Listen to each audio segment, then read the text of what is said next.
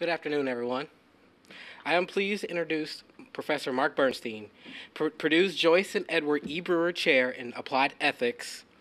His focus is on animal ethics and metaphysics. Today, he will present a talk titled, The Moral Status of Future Machines.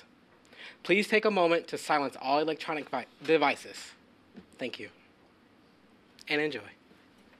Professor Bernstein. Thank you. I'm real old school, so I'm going to read a paper, which is what they used to do when I was a student. The general idea of the paper is this. I'm going to try to argue that we can create machines that have two different types of moral status, and I'll explain what that means. I suspect it'll take me 25 to 30 minutes to get through it, and I'll have time for questions. Now, needless to say, it's going to be incredibly speculative. I mean, as Niels Bohr said, nothing's so hard to predict as the future. So God knows what will really happen. But anyway, here's a shot. Suppose Phil finds himself on an alien planet suddenly confronting two moving things. They don't look very much like humans or animals. They have no arms, legs, or anything really resembling human or animal bodies. Phil is puzzled, scared, amazed, and hesitant. He really has no idea how to react. He is uncertain about what would constitute an appropriate response to these objects. While Phil's contemplating what, if anything, to do, God appears before him. For whatever reasons, Phil is absolutely certain that this is God, and moreover is sure that it is the Judeo-Christian God. A God who is all-knowing, all-powerful, and all-good. Phil therefore knows that anything he, God, tells him is true. Phil has no worries about receiving false information from him, capital H. God tells Phil only that neither of these two things pose any risk to him, and that the one thing, to his left, say, is a conscious being, and that the other thing, to his right, say, lacks consciousness, and even lacks the capacity or potential of ever becoming conscious. Acknowledging Phil's rather puny intellectual abilities, God condescends to explain that while the conscious being is sentient, that is, capable of feeling pleasure and pain, and capable of suffering unpleasant emotions, the non-conscious thing has none of these capacities. It feels nothing, is aware of nothing, and never will be able to feel or be aware of anything. And then, just like that, God leaves Phil to his own devices. He won't be coming back to the picture. Suppose that there are a bunch of rocks nearby, and Phil has the opportunity of throwing these rocks either at the non-conscious being, the conscious being, or not throwing them at all. I want to consider our moral reactions to these different scenarios. Suppose first that Phil does nothing with the rocks. He doesn't throw them toward either object. Surely, I say, we believe that at the very least, Phil did nothing morally wrong. In refraining from throwing the rocks, Phil acted permissibly. Suppose next that Phil throws some rocks at the non-conscious, insentient thing, with his motivation simply being to test his pitching accuracy. While we may make various non-moral judgments about Phil, we would not think that in throwing rocks at this insentient thing, Phil did anything morally wrong to that thing. And in throwing rocks and even hitting this thing, Phil did nothing wrong to that thing because there is nothing that can be done to this thing by anyone to wrong it. And this is because this thing, being completely absent of any semblance of consciousness, has no perspective or point of view such that anything matters to it. This thing doesn't care about anything. It doesn't care about being hit by rocks or not being hit by rocks, being caught in a blazing fire or sinking into freezing Arctic waters. This thing has no welfare. It can be made neither better nor worse off. Suppose finally that Phil throws rocks at the conscious thing. knowing full well that if his tosses are skillfully directed, this conscious thing will suffer pain. In this case, I suggest, we believe Phil acted immorally. He caused pain and suffering to an innocent being for no reason other than the frivolous one of measuring his arm strength. Recall that God had assured Phil that this thing posed absolutely no danger, no threat to Phil. And so Phil couldn't have any concerns about self-defense. What this example shows, I think, is that all else being equal, it is wrong to intentionally inflict harm, pain or suffering, upon anything that has the capacity to be aware of pain or suffering. The non-conscious thing lacking the capacity for sentience is immune from being harmed. The otherwise identical conscious thing, having the capacity for consciousness, is included in our moral community.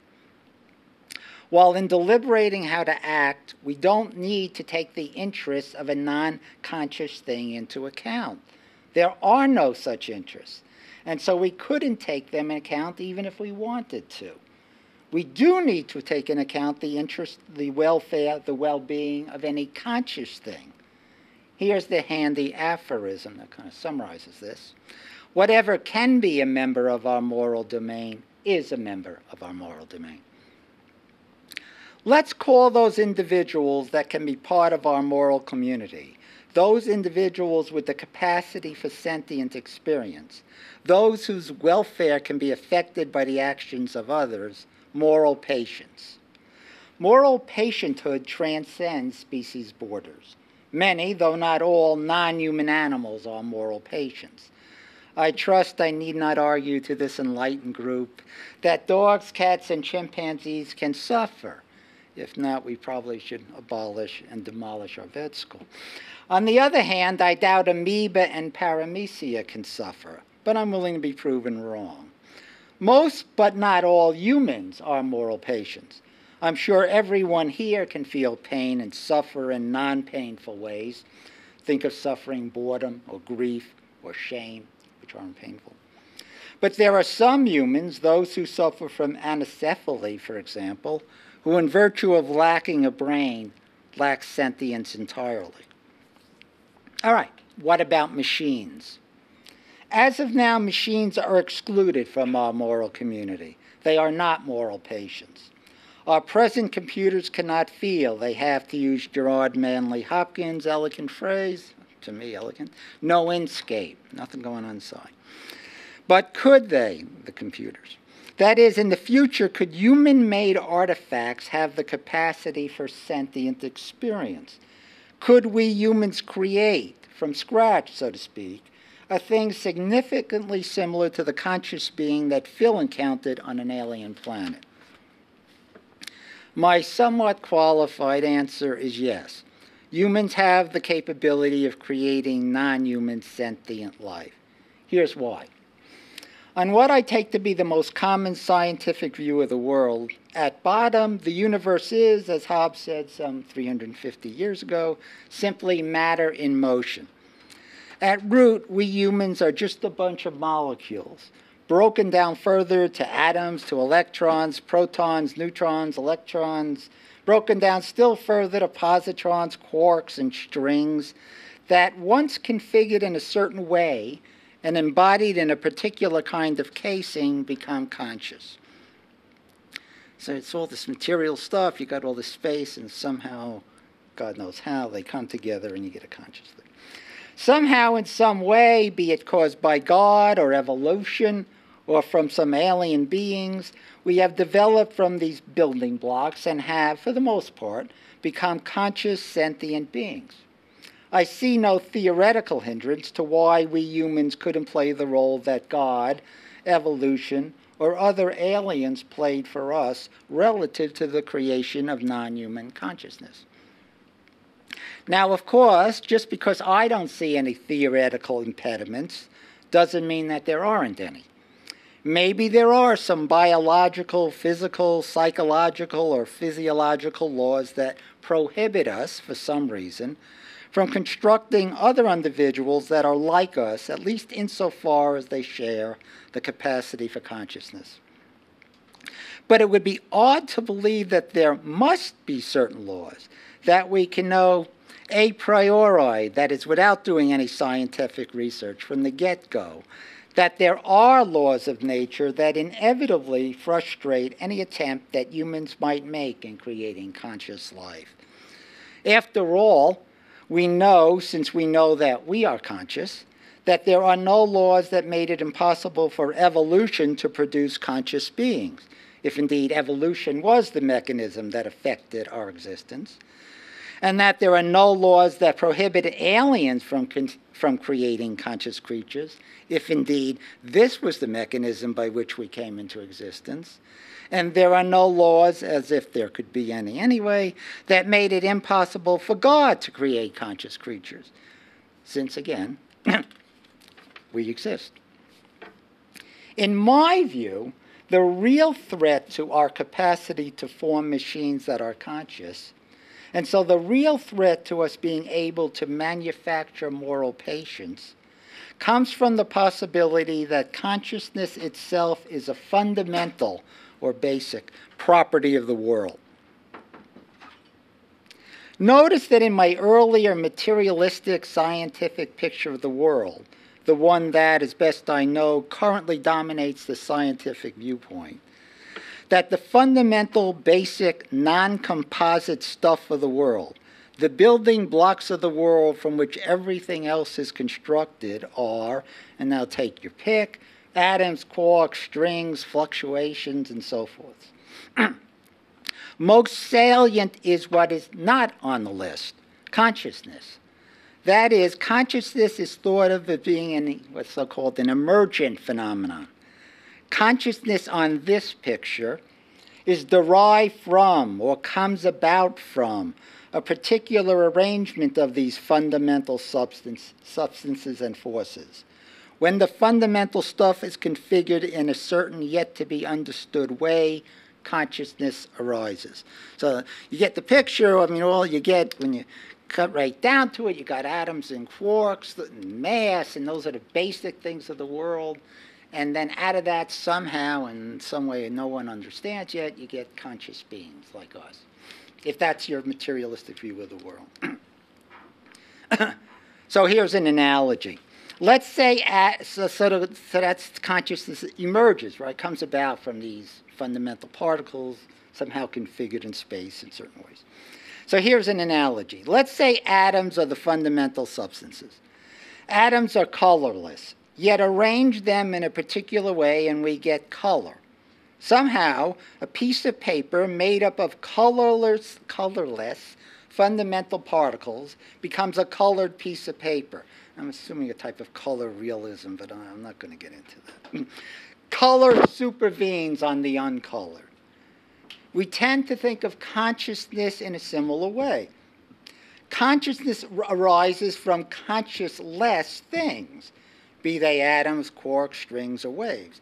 Exactly how this works, only God knows, pun intended. But somehow it must work out somehow if we accept that consciousness is an emergent property whose very existence depends on non-conscious items in the world.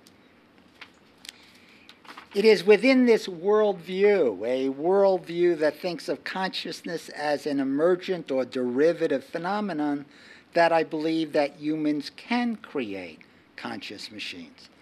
But what if this picture's wrong?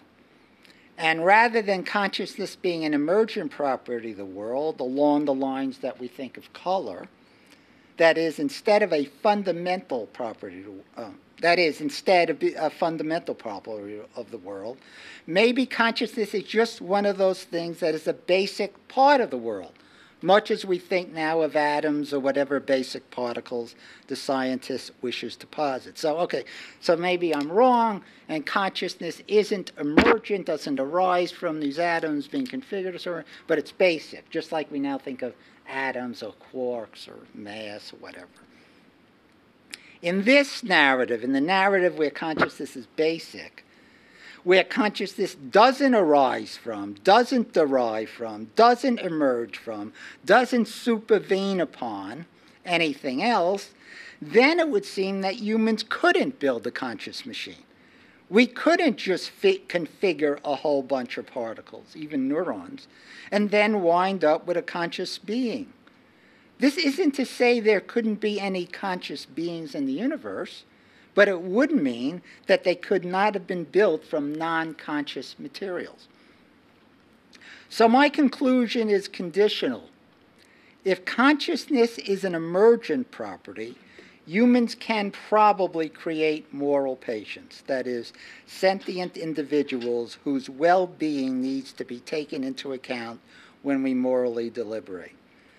If consciousness isn't an emergent property, but is instead a basic constituent of the world, much like we think mass, for example, is, then humans will prove incapable of creating moral patients, not so much for technological incompetencies, but rather because the task is an inherently impossible one. Okay, so the view basically is this. Can we, in the future, in theory, create conscious beings, beings that can suffer and feel pain? Yes, probably, if consciousness is emergent property. If not, then we can't do it. And I don't know. I think it's emergent. I think that's the dominant view. But I know some people like David Chalmers think it's a fundamental property of the world, at least as I understand Chalmers. Maybe other people can help me more. All right, there is another moral status, in addition to moral patiency, that concerns many regarding future technology. While moral patients are individuals with merely an experiential welfare or inscape, moral agents, technical phrase, are individuals who are properly held morally responsible for their behavior. Moral agents are able to morally deliberate. They are able to employ moral rules or precepts to guide their behavior.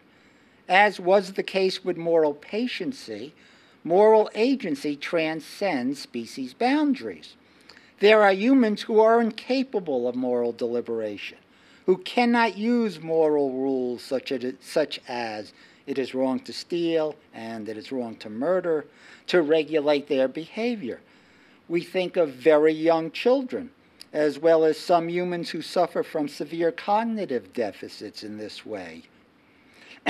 When we don't and ought not hold babies or advanced Alzheimer's sufferers morally or legally blameworthy or praiseworthy for their actions.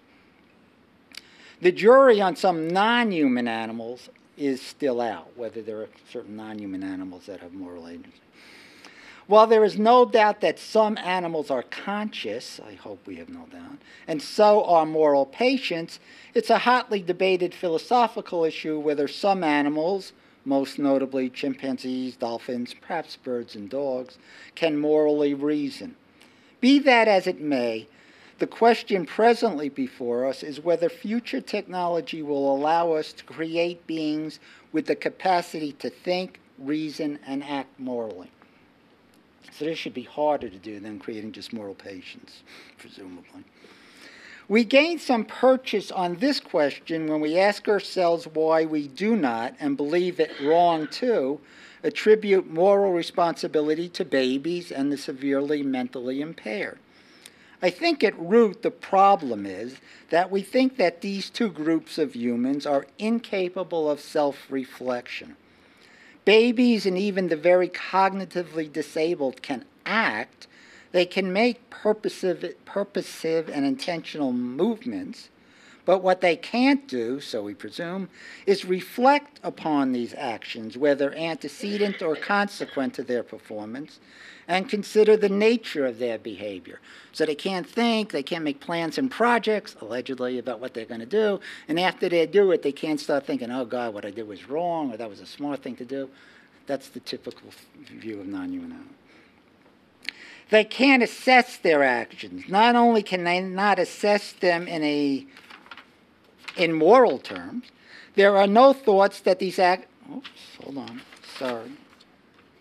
They cannot assess their actions. Not only can they not assess them in moral terms, there's no thoughts that these actions may be right or wrong in the circumstances in which they are performed, But for babies and the cognitively impaired, the cognitive architecture necessary to stand back and think about or reflect upon or consider any of their behavior in any evaluative terms is unavailable. These humans, the babies and the impaired, are inoculated from moral responsibility because they are incapable of judgment or of acting from their own free will or of thoughtfully making up their own minds. That's the picture. Although creating a machine with judgments, and I'll say, can we do this? Can we make machines that are moral agents?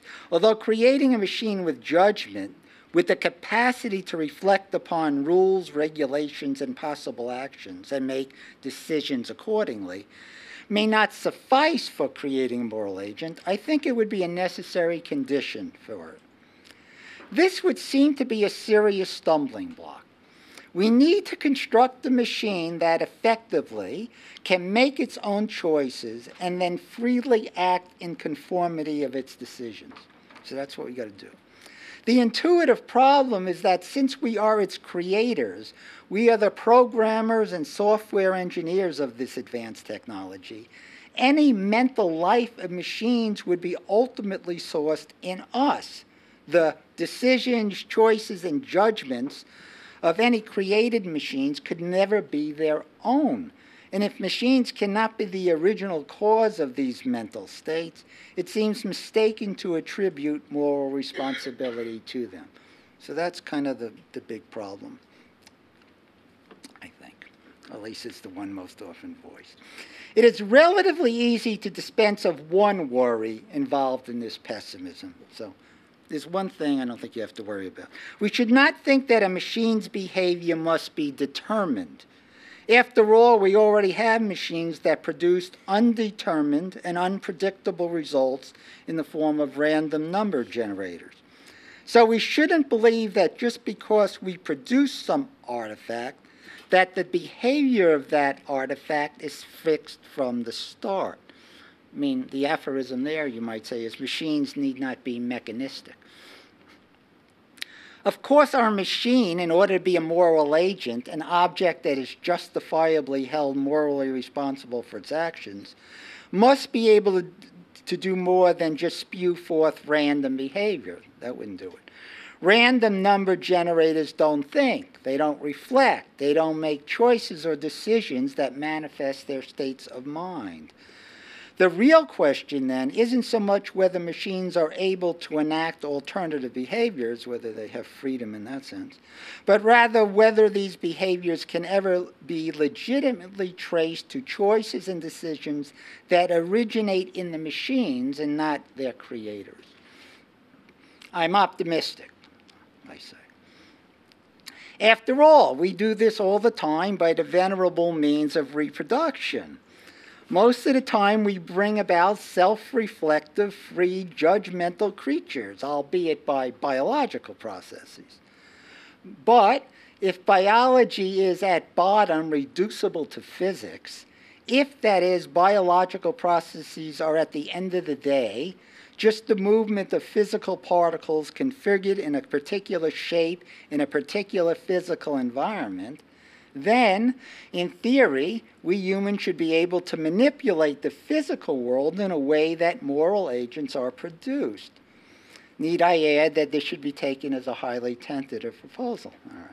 There may be, for all I know, some laws of nature that render it impossible for self-reflective, free-thinking, autonomous individuals to be created by any other means than biological. Might be. And if it is biologically impossible to reproduce with machines, then my optimism would be seriously diminished. So, my bet would be on the side of the future, including both moral patients and moral agents, of technology capable of both having their own welfare and their own moral responsible behavior. Thanks.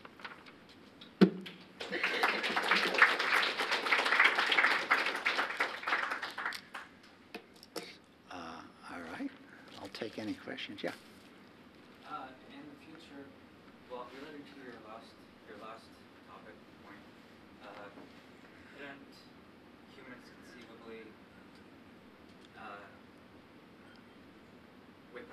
reproduction physically arrange otherwise considered biological atoms in such a way that they create a human that's identical to a human produced by reproduction? And wouldn't we still have the question of whether or not that is a moral agent? Okay. I'm not sure I know what a biological atom is. Well, as opposed to a machine that's made out of silicon or whatever, I'm speaking of something that would be otherwise indistinguishable from a human, except that we put it together atom by atom. Okay, so these are just physical atoms. I mean, that's the only kind of atoms I know about. I meant biological material, not biological atoms. Okay, so give me the question again, then. So, if we put together synthetic human, basically, that's indistinguishable from other humans, Yeah. except we don't produce it by reproduction, Right. would not we still have the question of whether or not that's a moral agent? Oh, that's a tough question. So if you had an atom for atom duplicate of you, would that thing be, well, that's the whole thing about zombies or not. That's a difficult question. My inclination is to say it would. That is, if you had an absolutely identical, or at least qualitatively identical, I think that thing, given that you're a moral agent, I think that thing would be a moral agent. But that's like a 10,000-page argument. It makes the entire question kind of seem almost impossible to answer. Go ahead. Why is that? As like the best solution we could give to the question, and we still aren't sure. It seems like. Well, it's speculative, but I'm saying you might not need that. I mean, you may not need an exact duplicate for us to create a moral agent. You're asking me if you did have an exact duplicate, would that automatically result in a moral agent? Yeah, the question, the way it's usually asked, can you have a molecule for molecule something that's indistinguishable from you but not be conscious? That's kind of what you're asking. And that's asking basically, can there be zombies? And, there's a long literature about which I know a little, but my inclination is to say no. That is, there are no zombies. And I don't think there could be. But there are a lot of smart people who disagree with me, and there are a lot of smart people who agree with me. Sure. Yes, sir. So you discussed infants, babies, as moral patients. Yes. Who not yet attained moral agency. Yes. Is it safe or fair or perhaps even correct to say that they attain moral agency through imprinting of one form or another, learning as they go, various teachings that they receive. They're imprinted with the factors that allow them moral agency. And I have a follow-up.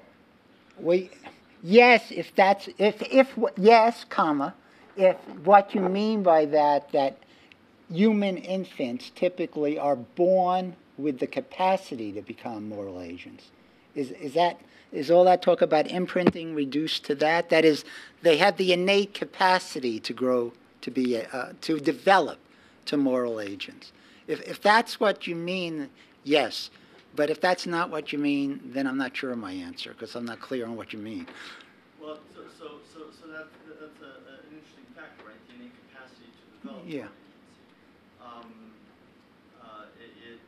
It does provide a factor for the follow-up question pertaining to the imprinting of moral agency upon a moral patient that has not yet attained as a category, as a species of being.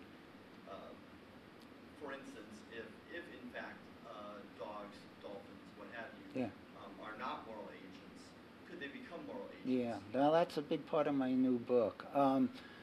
In some sense, again, part of the answer resides in biological laws of which I am no expert. So that is, for all I know, there might be a biological law that prohibits creatures of a certain DNA sequence ever becoming able to morally deliberate. Now, I doubt there's such a law like that, but there may be. So in kind of a broad or capacious sense of capacity, I would say that dogs and cats, dolphins, whatever, yeah, are in some sense, not naturally, but in some sense capable. That is, it seems to me you could probably, now I'm not sure because I don't know about the physical and biological laws, but you could, I think it seems to me likely you can manipulate their brains in 1,000 years or whatever, such that they could gain these abilities to reflect and to make judgments, to make up their own minds, to act autonomously and all of that. Although, frankly, if truth be told, I think a lot of them can do it now. But, you know, I'm taking the... There are a lot of philosophers think dogs, for example, can't make up their own minds. I think that's crazy. There are philosophers who think dogs don't have any beliefs. I think that's crazy. There are philosophers who think that dogs don't even feel, are not capable of feeling conscious pain. I think that's crazy. But there are an awful lot of philosophers, almost everyone, who thinks that dogs, cats, you know, whatever, are incapable of making plans or forming projects for the future. Incapable. That's a tougher one, but I think that's even wrong. But at least there's a lot of philosophers on that side. The other side, there are some, but there's only 2 or 3 philosophers I can think of that think dogs can't feel pain, conscious pain. But there are some. The reason I was targeting this notion of imprinting moral agency is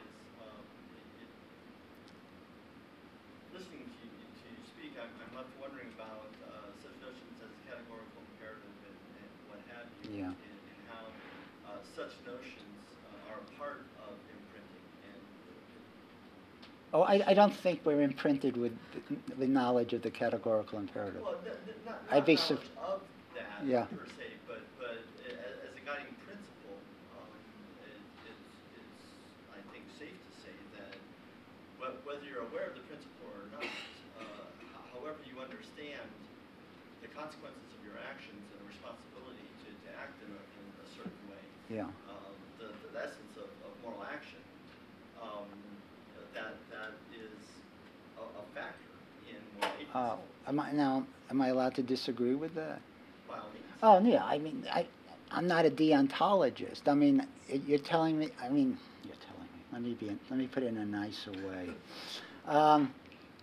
You're suggesting that part of the fabric of our moral thought operates in accordance with act only upon that maxim that we can will to be a universal law of nature. That's the categorical imperative. Yeah, I don't think so, but I can think a little off topic, but yeah, I don't think that's right. But you know, okay, sure, yeah. I'm still thinking about the 2 possibilities of humans creating conscious machines. So one, I completely understood that if consciousness is not part of the basic structure of the world, it's possible for us to create conscious machines out of unconscious stuff. I'm optimistic. Right. Yes, that's So right. I got that, but I'm kind of stuck on the other option. I'm trying to figure out why it wouldn't work. Well, the other option is that consciousness is just a fundamental property.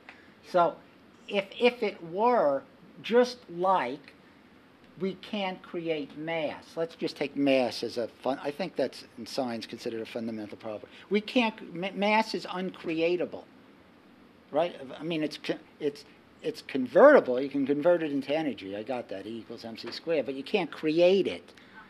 So I'm thinking that, and because it's a fundamental no fundamental property. That's what it means to be fundamental. Kind of can't be created. So if consciousness is a fundamental property, I said if it's a fundamental property of the world, then it's like mass. And just like you can't create mass, you couldn't create consciousness. So if that's right, you couldn't build something that where you build in the consciousness. It would have to be conscious from the start, just like everything that exists would have to have mass at the start. But why do we have to? I thought we're just building machines. We're just taking stuff in the world to, shape them and change them in some way to form them into a machine. Right. But we are using existing stuff in the world, just like Right. we would be using existing concrete and sand whenever to build Yeah. buildings here. Yeah. I'm wondering why can't we just, take a bunch of consciousness in the world and plug in other things and then Oh, you mean make to a say? machine out of that? So you want to make you want to say consciousness is a fundamental property? No, just assuming we are looking at that picture of the world. No, no. Right? Well- Why can't we build conscious machines in that scenario? Okay, so atoms are conscious under this scenario. So why not just put a bunch of atoms Well, I together? don't know. I don't know what Yeah, consciousness yeah, is in that world. But yeah. assuming it's the basic element, one of the Right, elements in that world. right. So, Just make sure Right. that your processor is built out of conscious ions. Yeah, yeah, something right Yeah. something that's conscious. yeah. So I thought, No, I guess that's right. That so I seems thought right. maybe the problem was, well, if it's non-physical, non-material, it's consciousness, right? How are we going to... No, I don't. No, I'm not. I didn't get into anything about whether consciousness is material Oh, in okay, it. that's No, it's not necessary. No, but if panpsychism is true, then which is basically to say everything is conscious, just like everything has mass. Yeah, then I guess we could do it. Yeah. Yes. Yes, that's right. I have to admit, and I know Chalmers thinks this. I have a hard time thinking of consciousness as anything other than an emergent property. Right. I know. agree it's weird, Right. but I'm just thinking, Yeah, well, it is. right. But if it is, why can't you just put all these conscious things, little things together and somehow make it into a moral agent? Yeah, I guess that would be possible. Yeah. Let me get. I think this gentleman was before you. Yes, sir. So, when you examine morality from a philosophical perspective, when people do that, I hear a lot about moral deliberation. But when I hear discussions relating to that on a more practical perspective, I hear more about things like empathy. About empathy? Yeah. And so, is there any discussion there that relates to machines in that is empathy quality? Must we put empathy into machines before it's possible for them to conduct moral deliberation? Yeah, that's a good question. That's a hard question. So you're asking me, does moral agency, if an individual really is to be held morally responsible for his or her behavior, must that individual be capable of empathy? Towards other Yeah, I think not. But let me tell you why, all right? Because there are humans that don't have empathy and we hold them responsible. Like they're called psychopaths or sociopaths. And we punish them, I think, right? We lock them up or whatever we do to them, I'm not really sure. But we hold them, I think, well, I know. That is, as a matter of fact, we hold them legally responsible, and we think of them as being morally responsible for their behavior. So if we're right about that, and maybe we aren't, but if we're right about that, then I guess it seems to me you can legitimately be held morally responsible for your behavior without having the capacity to empathize with other human beings. Those are examples. Now, maybe we're wrong about that, but that's our current practice. So I guess that's what I would say.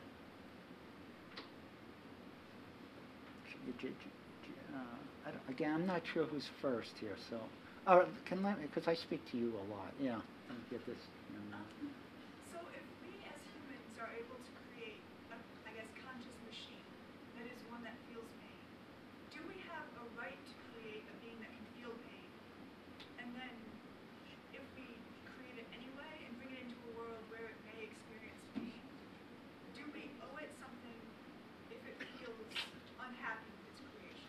Well, if you have children, do you think you owe your children? Presumably, if you have a child, it'll have the capacity to feel pain. Well, let's hope it does. I mean, that's a good thing, I think, mostly. So, I mean, do you owe your child? Do you have moral responsibilities to your child? I think you do. Yeah, so would we have some responsibilities to these machines as their creator? Yeah, I would think we do. That doesn't mean we ought not to create them any more than we ought not to create our own children. There's nothing, I don't think, anything inherently wrong with having children. I don't think there's anything inherently wrong with creating conscious machines if we could do it. But we would, by doing so, accrue certain moral responsibilities and obligations. Yeah, I think we would. Let me get this gentleman. Yes, sir. I'm assuming we have not created a moral computer yet.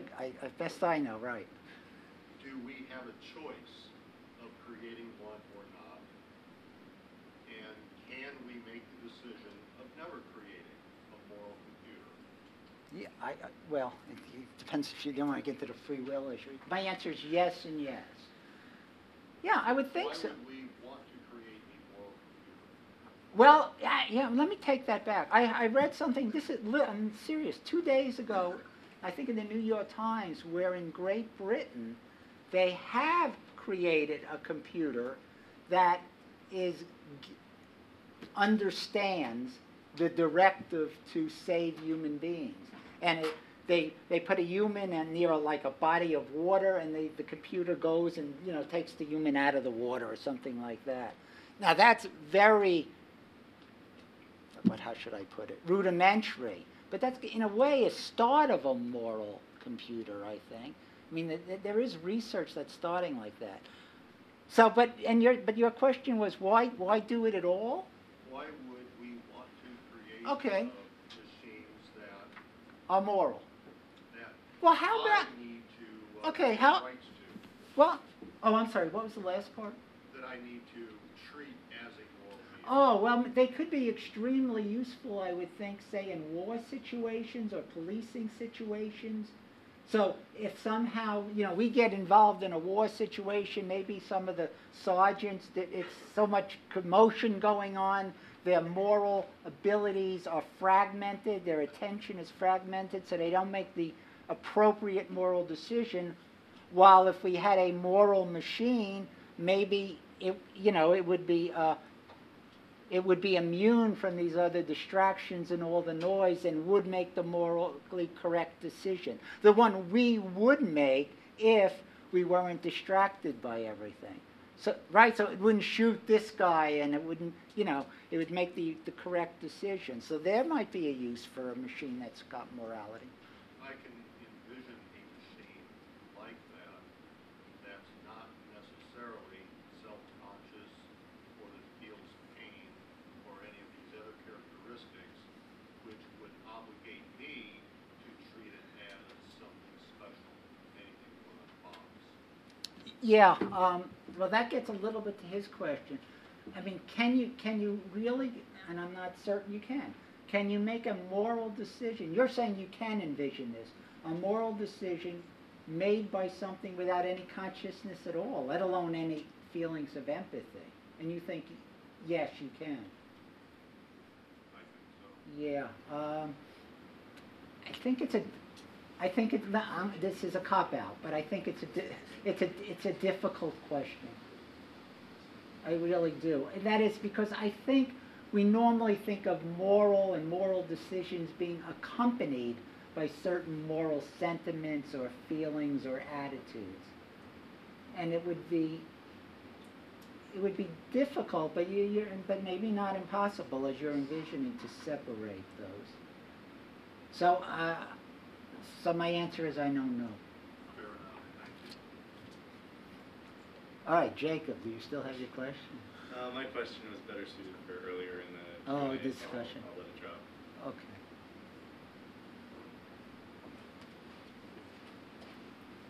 Go ahead, Paul. I was thinking that maybe the first conscious machines that we might not potentially. So they might have conscious states, phenomenal states. This would be true whether, even if consciousness is fundamental. It might be that consciousness is fundamental, but not sentience. So you could make some machines that create world states, right? Putting the conscious together in the way that the material parts together in the way that it's sentient. I was thinking of that. So when we first, if phenomenal states, so it's like, your two aliens there. Oh. But there's the third one that's conscious, but it doesn't feel pain, doesn't have any, it's phenomenal states have no valence whatsoever. So it can't really be. So then, although it might have very strong survival instincts in the sense of, in all kinds of ways put together. But there's something going on inside, so to It's speak. got subjective consciousness. It does, okay. Yeah. So then that being has phenomenal states. Yeah, I agree. Yes. And let me tell you another one. Kind of play off your example. That's what I would. I think God, in a way, has no moral status because look, I don't think you can on a certain conception of God, he can't be made better or worse off. So I mean, he's. You can think of him as having consciousness, even subjective consciousness, but there's nothing that you can do to affect his experiences. So in that sense, I don't think you could harm or hurt God if you accept an experiential view of welfare or well-being. That's why he became incarnate, because he wanted to have moral states. I didn't realize that. Yeah. Yeah, go ahead. Okay. In reference to what you were talking about with that gentleman earlier, just a machine which makes moral decisions, but which is itself not capable of feeling pain. Okay. We're not feeling pain or not feeling empathy? Either or. Either or, okay. There is a machine invented in England, I think this is what you're up to, Yeah. which understands the directive, don't let human beings Yeah, do this. that's what I read. It is, Right. It knows what a human, roughly what a human is. Yeah. And it follows the directive, don't let human beings Yeah. do that. Right. But it does not understand that humans are capable of feeling pain or pleasure, and it has no conception of falling in a pit causing it to suffer. Yeah, I guess that's right. Is that machine then a moral agent if it is not even if it makes decisions that we would call moral, but that it does not make those decisions with an understanding of suffering? Yeah.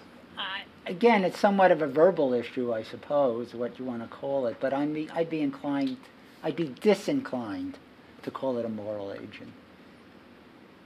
It's had trouble with this, though. I think I read this. If you have two humans, and they're both going to fall in the pit, I read that it's kind of a bird and ass situation. That is, the computer is kind of stuck. It doesn't know where to go, and it won't save either of the two. Now, again, this is kind of a prototype, but that's kind of an interesting. But you don't really think that it's thinking, oh my God, what should I do? There's two, You're right. There's no reflection, I assume, going on now.